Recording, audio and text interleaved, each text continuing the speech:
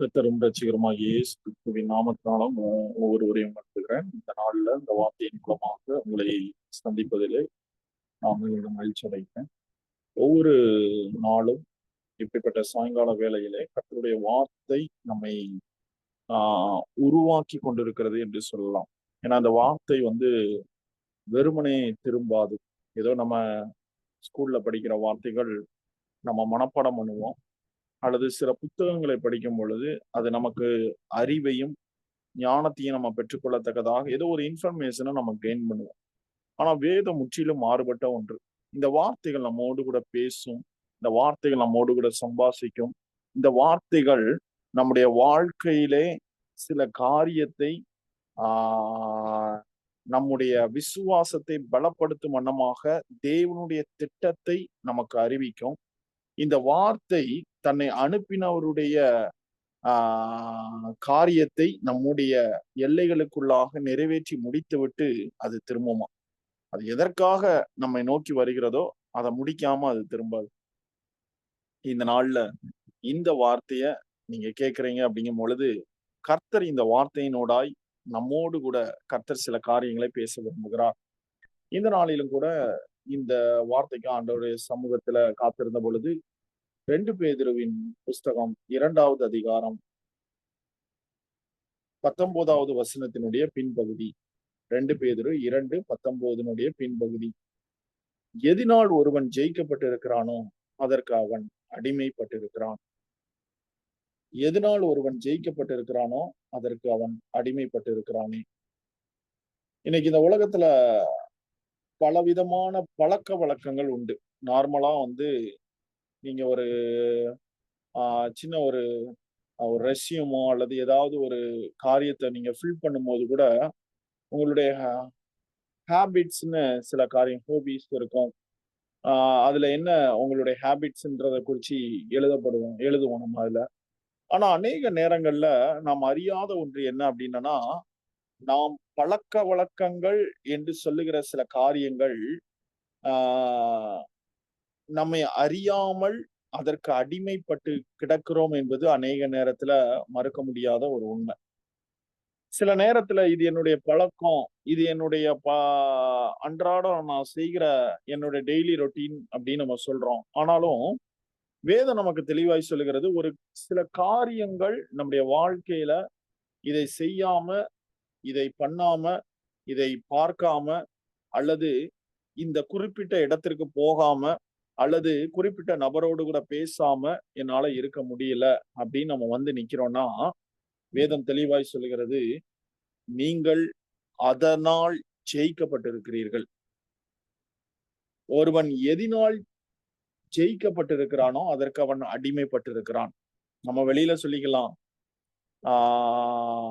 நான் அடிமைப்படல, நான் ஒழுங்காதான் இருக்கிறேன் அப்படின்ட்டு. ஆனா ஏதோ ஒரு அடிமை நுகம் நம்முடைய வாழ்க்கையிலே நம்மோடு கூட அப்படியே பயணித்து கொண்டே இருக்கிறது.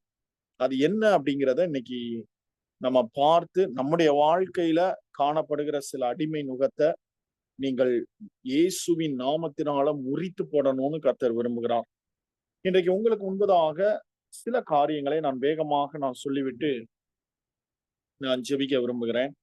நம்ம எல்லாருக்கும் தெரியும், ஆபிரகாம் தன்னுடைய ஓட்டத்தை கர்த்தர் அழைத்த அந்த தேசத்திற்கு புறப்படும் பொழுது அவரோடு கூட ஒரு குடும்பம் புறப்படுகிறது. அந்த குடும்பம் யாரு அப்படின்னா லோத்துவினுடைய குடும்பம்.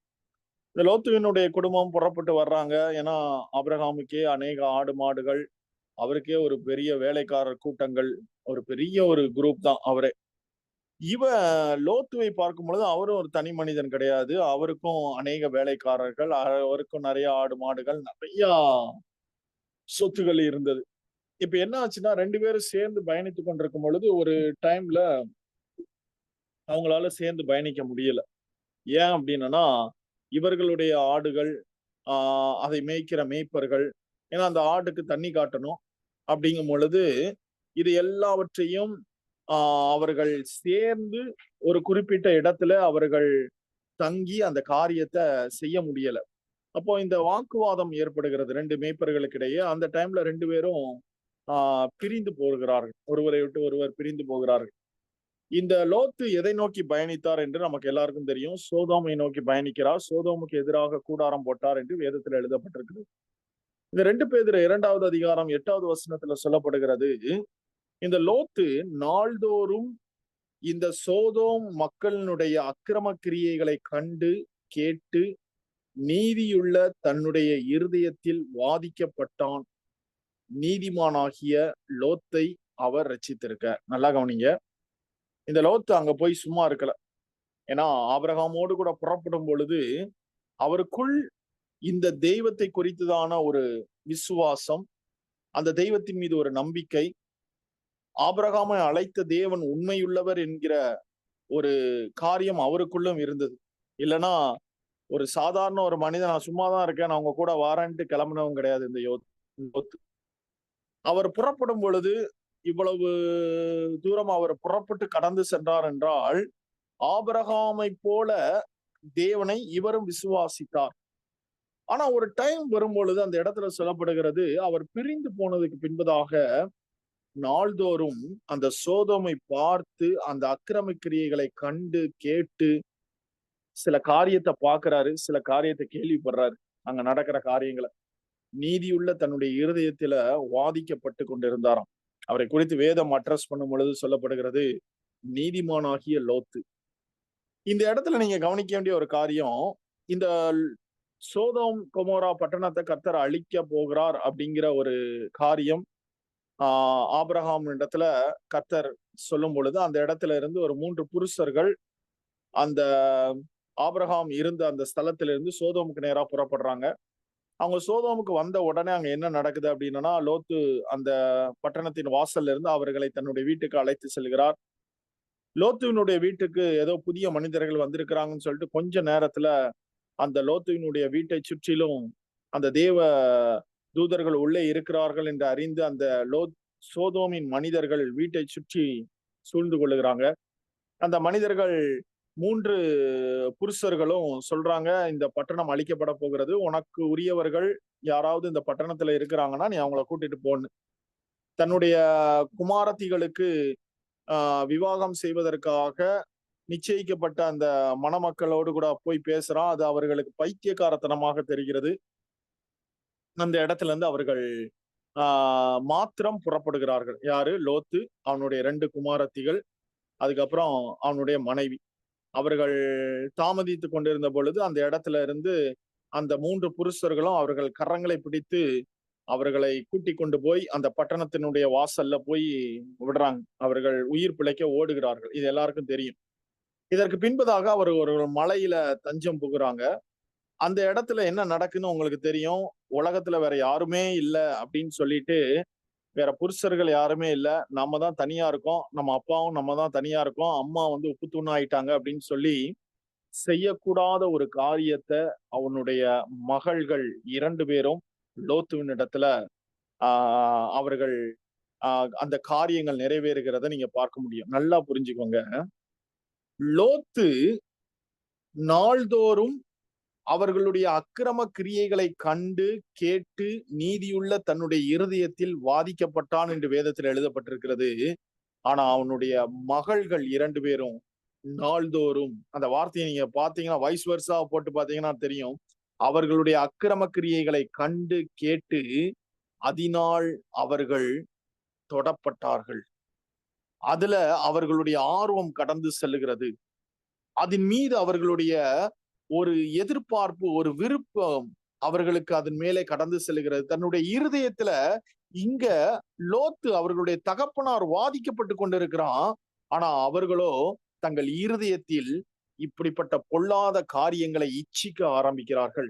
இப்படி பொல்லாத காரியத்துல அவர்கள் இச்சிக்கப்பட்டு வேதத்துல சொல்லப்படுகிறது நீதிமானாகிய லோத்து. ஆனால் அவனுடைய மகள்களோ துன்மார்க்கமான ஒரு ஜீவியம் பண்ணி துன்மார்க்கமாய் அவர்களுடைய உள்ளம் அந்த சோதோமின் காரியங்களுக்கும் சோதோமின் அக்கிரம கிரியைகளுக்கும் அவர்களுடைய இருதயம் உடன்பட ஆரம்பித்தது. இன்னைக்கு ஆண்டவர் நம்ம கூட பேசிக் கொண்டிருக்கிறாங்க. ஏதோ ஒரு காரியம் நீங்க நல்லா கவனிச்சீங்கன்னா, அந்த புருஷர்கள் அவர்களை விட்டுட்டு போகல, அவர்களையும் தப்பதான் விட்டாங்க. நீங்க எப்படியா ஓடி போயிருங்க அப்படின்ட்டு. இல்ல, உன் மகள்கள் சரியில்லை, இங்க இருக்கிற சில காரியங்கள் அவங்க இன்ஃப்ளூயன்ஸ் பண்ணப்பட்டிருக்காங்க. அவங்களும் இங்க சாகதான் செய்யணும். நீயும் உன் மனைவி மட்டும் ஓடுன்னு சொல்லல. நல்லா கவனிச்சீங்கன்னா தெரியும். லோத்து நிமித்தம் அந்த இடத்துல 3 பேரும் புறப்பட ஆயத்தமாகுறாங்க. இவங்களுக்குள்ள இந்த கிரியைகள் வெளியரங்கமாக வெளிப்படவில்லை. யாருக்குள்ள இருந்து? லோத்தினுடைய பிள்ளைகளுக்குள்ள இருந்து. ஆனா இவர்களுக்குள்ளே அது ஏதோ ஒரு ஓரத்துல, உள்ளத்தின் ஓரத்துல, இருதயத்திற்குள்ளாக அது ஒதுங்கி கொண்டிருந்தது. ஆனா ஒரு நேரம் வரும் பொழுது அது வெளிப்பட ஆரம்பிக்கிறது. இந்த லோத்து இப்படிப்பட்ட காரியங்களுக்கு அவன் சம்மதிக்க மாட்டான் என்பதை அறிந்தவர்களாய் தங்களுடைய பெற்ற தகப்பனுக்கு மதுவை குடிக்க கொடுத்து அவர்கள் தவறான காரியங்கள்ல ஈடுபடுறாங்க. இன்னைக்கு ஆண்டு நம்ம கூட பேசி கொண்டிருக்கிறாருங்க. நம்ம இருதயத்துல ஏதோ ஒரு இடத்துல ஏதோ ஒரு காரியம் நமக்குள்ள ஏதோ ஒண்ணு ஒதுங்கி நிக்குது. ஒருவேளை இன்னைக்கு ஆண்டவர் நம்ம கூட பேசலாம். ஆண்டவர் நம்ம கூட காரியங்களை நடப்பிக்கலாம். ஆண்டவர் நம்ம கூட சில காரியங்கள் நமக்கு கற்றுக் கொடுக்கலாம். ஆனா வேதம் தெளிவாய் சொல்லுகிறது, இந்த இடத்துல அவர்களும் தப்புவிக்கப்பட்டார்கள் அந்த சோதோம் கொமோராவினுடைய அழிவில் இருந்து. ஆனா அவர்களுக்குள் ஒதுங்கி இருந்த அவர்கள் ஏதோ ஒரு காரியத்தினால ஜெயிக்கப்பட்டவர்களாய் அந்த இடத்துல அவர்களுக்குள் ஒதுங்கி இருந்த அந்த காரியம் ஒரு நாள் வெளிப்பட்டது. இன்னைக்கு ஆண்டவர்ட்ட நம்ம நம்மளுடைய வாழ்க்கையை முழுவதுமாய் அர்ப்பணிக்க போகிறோம். இன்னைக்கு ஆண்டவர்ட்ட நீங்க அறிக்கை எடுங்க. எந்த காரியத்தினால் நீங்கள் ஜெயிக்கப்பட்டிருக்கிறீர்கள்? எந்த காரியம் உங்களை மேற்கொண்டு இருக்கிறது? எந்த காரியம் உங்களை கர்த்தரிடத்துல நெருங்க விடாதபடிக்கு அவைகள் தடையாய் வந்து நிற்கிறது? இன்னைக்கு ஆண்டவர்ட்ட நீங்க இதை நீங்க ஆராய்ந்து பார்க்கும் பொழுது, உங்கள் தனிமையாக ஆண்டவருடைய சமூகத்துல நீங்க அமர்ந்து இந்த வார்த்தையை கேட்கும் பொழுது, எதனால் நீங்கள் ஜெயிக்கப்பட்டு கொண்டிருக்கிறீர்கள் அநேக நேரங்களிலே என்று கர்த்தர் உங்களுக்கு கற்றுக் கொடுப்பார். ஜெயிக்கிறது அப்படிங்கும் பொழுது ஏதோ சிகரெட்டுனால ஒருத்தன் ஜெயிக்கப்பட்டிருக்கிறான், அல்லது ட்ரிங்க்ஸ்னால ஜெயிக்கப்பட்டிருக்கிறான், இது மட்டும் கிடையாது. நிறைய காரியங்கள், வேதம் அநேக காரியங்களை பட்டியலிடுகிறது. சில நேரத்துல கோபத்தினால் ஜெயிக்கப்படுகிறோம், சில நேரத்துல சில சுபாவங்கள்னால நம்ம ஜெயிக்கப்படுகிறோம். இப்படிப்பட்ட காரியங்கள் நம்முடைய வாழ்க்கையில காணப்படும் பொழுது இவைகள் நம்மை அடிமைப்படுத்துகிற காரியங்களாய் நம்முடைய வாழ்க்கையிலே காணப்படுகிறது என்று வேதம் நம்ம கற்றுக் கொடுக்கிறது. இன்னைக்கு ஆண்டவர் நம்ம கற்றுக் கொடுக்கிற அந்த லோத்தியினுடைய குமாரத்திகள் போல் அல்ல, இன்னைக்கு நீங்களும் நானும் எப்படிப்பட்ட ஒரு வாழ்க்கையை வாழணும். அதே போல அந்த வேதம் இன்னொரு மனிதனை அட்ரஸ் பண்ணவும் தவறவில்லை. யாரு தெரியுமா? ஆதி திருச்சபைகளை துன்பப்படுத்தின பவுல். இந்த பவுலை குறித்து சொல்லும் பொழுது ஒவ்வொரு பட்டணத்துக்கும் போய் அங்க இருக்கிற கிறிஸ்தவர்களை என்ன பண்ணுவாராம், போய் தேடி கண்டுபிடிச்சு அவர்களை சிறைப்படுத்தி அவர்களை நியாயாசனத்துக்கு முன்பதாக நிறுத்துவார். சிலர் கொலை செய்யப்பட்டார்கள். இவர் ஐவிட்னஸ் அங்க நிக்கிறார். ஆமா, இவங்க ஜெபம் பண்ணாங்க, இவங்க கிறிஸ்டின் தான் அப்படின்னு. இப்படி அவர் இருந்த பட்டணத்தை தாண்டி நிருபத்தை வாங்கி இன்னொரு பட்டணத்துக்கு குதிரையில போறாருன்னா பாத்துக்கோங்க எந்த அளவுக்கு ஒரு காரியத்தினாலே அவர் ஒரு ஒரு வெறித்தனமான ஒரு காரியம் தன்னுடைய மார்க்கத்துக்காக அவருடைய வாழ்க்கை அர்ப்பணித்திருந்தார்.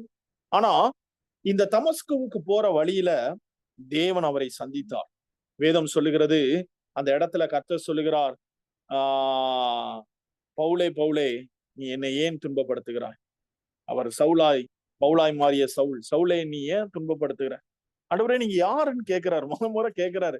இதுவரைக்கும் நான் வணங்கின அந்த தெய்வம், நான் மதித்த இந்த மார்க்கத்தில் இருந்த ஒரு காரியத்தை போல அல்ல, இது புதுமையான ஒரு காரியமா என்னோடு கூட பேசுகிற ஒரு சத்தம். நீங்க யாருன்னு கேட்கும் பொழுது, முள்ளில் உதைக்கிறது உனக்கு கடினமாம் என்று சொல்லி நீ துன்பப்படுத்துகிற இயேசு நானேன்னு சொன்னார்.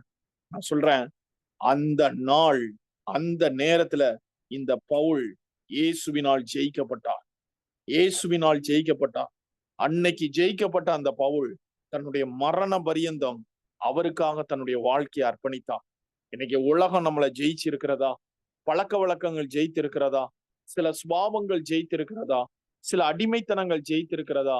அல்லது கர்த்தன் அவரால் நாம் ஜெயிக்கப்பட்டிருக்கிறோமா? இன்னைக்கு நம்ம சொல்ல முடியுமா? அவரால் ஜெயிக்கப்பட்டிருக்கும் பொழுதுதான் நம்ம சொல்ல முடியும், நான் இயேசுவின் அடிமை, நான் இயேசுவின் அடிமை. இன்றைக்கு ஆண்டவர் உங்களோடு கூட என்னோடு கூட பேசி கொண்டிருக்கிற காரியம் அதுதான். கர்த்தரால ஜெயிக்கப்பட்ட ஒரு வாழ்க்கையை பவுல் ஆரம்பித்து கிட்டத்தட்ட அநேக நிருபங்களை சபைகளுக்கு எழுதி, அநேக சபைகளை தோற்றுவித்து, அநேக உடன் ஊழியர்களை எழுப்பி, அநேக அப்போஸ்தலர்கள் கர்த்தர் அவர்கள் மூலமாய் உருவாக்கி, அநேக மூப்பர்களை உருவாக்கி, கர்த்தர் அநேக பட்டணங்களுக்கு உள்ளாக அவரை கர்த்தர் வல்லமையாய் எடுத்து பயன்படுத்தினார். இன்றைக்கு ஆண்டவர் இந்த வார்த்தையை கேட்டுக்கொண்டிருக்கிற உங்களையும் கர்த்தர் இந்த பவுலை போல அவரால் நீங்கள் ஜெயிக்கப்படும் பொழுது, அவரால் நீங்கள் ஜெயிக்கப்படும் பொழுது, அவரை போல இந்த பவுலை போல கர்த்தர் உங்களையும் பயன்படுத்த விரும்புகிறார். இதற்கு நீங்க என்ன செய்யணும்? இந்த உலகம் உங்களை ஜெயிக்க விடாதபடி, இந்த உலகத்தினால் நீங்கள் ஜெயிக்கப்படாத ஒரு வாழ்க்கையை நீங்க வாழ்ந்தீங்க அப்படின்னா, வேதம் சொல்லுகிறது நீங்கள் அவரால் ஜெயிக்கப்படுவீர்கள். இதுதான் இதுல இருக்கிற ஒரு தனித்துவமான ஒரு காரியம். இந்த உலகத்தினால் நீங்கள் ஜெயிக்கப்படும் பொழுது வேதம் சொல்லுகிறது அவரால் நீங்கள் ஜெயிக்கப்பட முடியாது.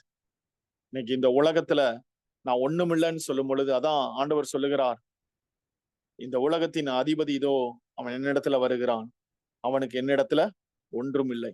அந்த வார்த்தையை ஏன் ஆண்டவர் சொல்றாரு? அவன் ஸ்டஃப் என்கிட்ட ஒண்ணுமே இல்லை. இன்னைக்கு அவனுடைய ஸ்டஃப் நமக்குள்ள இருக்கிறதுனாலதான் அநேக பிரச்சனைகள், பாடுகள், அநேக அடிமைத்தனங்கள், அநேக காரியங்கள். இன்னைக்கு ஆண்டவர்கிட்ட நம்ம ஒப்பு கொடுக்க போகிறோம். இருக்கிற இடங்களை எல்லாரும் கண்களை மூடி ஆண்டவராகிய இயேசு கிறிஸ்துவை நோக்கி பார்க்க போகிறோம். அன்பின் ஆண்டவரே, இதனால நாங்க எங்க வாழ்க்கையில எதனால் ஜெயிக்கப்பட்டு கொண்டிருக்கிறோம்? எதனால் நாங்கள் ஜெயிக்கப்பட்டு கொண்டிருக்கிறோம்? ஒருவேளை எங்க வாழ்க்கையில ஆண்டவரே எதனால் ஜெயிக்கப்பட்டிருக்கிறோன்றத அறியாதபடிக்கு ஆண்டவரே ஏனோதானோ நாங்க ஒருவேளை வாழ்ந்து கொண்டிருப்போம்னா, இன்றைக்கு எங்களுக்கு அதை கற்றுக் கொடுங்கப்பா. ஒருவேளை ஆண்டவரே எங்களுக்குள்ளே காணப்படுகிற குறைகளை கர்த்தர் எங்களுக்கு மன்னிங்கப்பா.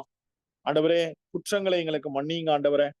தகப்பனே, உம்மால் ஜெயிக்கப்பட்ட இந்த பவுலை போல எங்களுடைய வாழ்க்கை அமையணும். இந்த உலகத்தின் காரியங்கள் எங்களை மேற்கொள்ளாதபடிக்கு, எங்களை ஜெயிக்காதபடிக்கு கர்த்தர் எங்களுக்கு கிருபை பாராட்டுவீராக. உங்க கரம் எங்களை வழி நடத்தட்டும். இந்த வார்த்தை கேட்ட ஒவ்வொருவரையும் ஆசீர்வதிங்க, பலப்படுத்துங்க, கிருபை சூழ்ந்து கொள்ளட்டும். எல்லா துதிக நமையுமே உமக்கே செலுத்துகிறோம். இப்ப இயேசுவின் மூலம் செபிக்கிறோம் ஜீவனுள்ள நல்ல பிதாவே, ஆமென். என் ஆத்துமாவே கர்த்தரை ஸ்தோத்திரி, என் முழுவதுமே பரிசுத்த நாமத்தை ஸ்தோத்திரி. என் ஆத்துமாவே கர்த்தரை ஸ்தோத்திரி, கர்த்தர் செய்த சகல உபகாரங்களை இன்றைக்கு மறவாதே. ஆமென். God bless you.